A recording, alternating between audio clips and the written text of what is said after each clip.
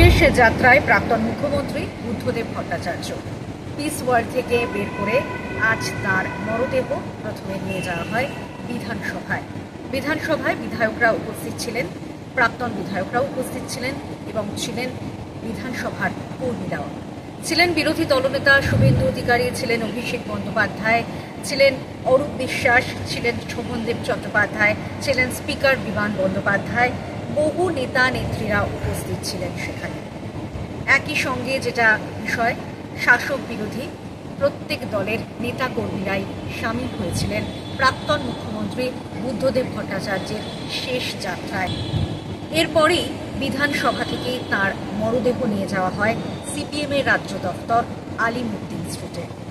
সেখানেও প্রচুর অনুরাগীদের ভিড় ছিল, সাধারণ মানুষের ঢল নেমেছিল এবং সেই উদ্দিন স্ট্রিট যেখানে বারবারই তিনি আসতেন, সঙ্গে থাকতো সেই সাদা অ্যাম্বাসেডর গাড়ি এবং শেষ যাত্রায় যেমন সাদা অ্যাম্বাসেডর গাড়ি তার সঙ্গী ছিল, তেমনভাবে সঙ্গী ছিল শেষ যাত্রায় লাল পতাকা।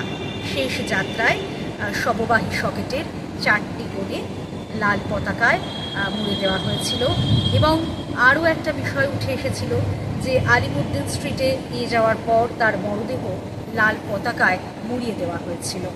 শেষ যাত্রায় সামিল বাম নেতৃত্ব, চোখের জলে বিদায় দিচ্ছেন সাধারণ মানুষ, তাদের চোখের কোণে জল, তারা কাঁদছেন, কেউ কেউ। এই ছবিও উঠে এসেছে। কলকাতায় এসেছেন প্রকাশ কারাট, বৃন্দা কারাট, সীতারাম ইয়েচুরির মতো নেতৃত্বরা এবং রয়েছেন সুজন চক্রবর্তী, মোহাম্মদ সেলিম এবং পাশাপাশি রয়েছেন বিকাশ রঞ্জন ভট্টাচার্য। তারা প্রত্যেকেই সামিল হয়েছেন আলিমুদ্দিন স্ট্রিটে সিপিএমের রাজ্য দপ্তরে। এরপরেই তার দেহ দানের একটা প্রস্তুতি থাকবে এবং আপনারা জানেন যে এনআরএস হাসপাতালে তার দেহ দান করা হয়েছে তার ইচ্ছা অনুযায়ী।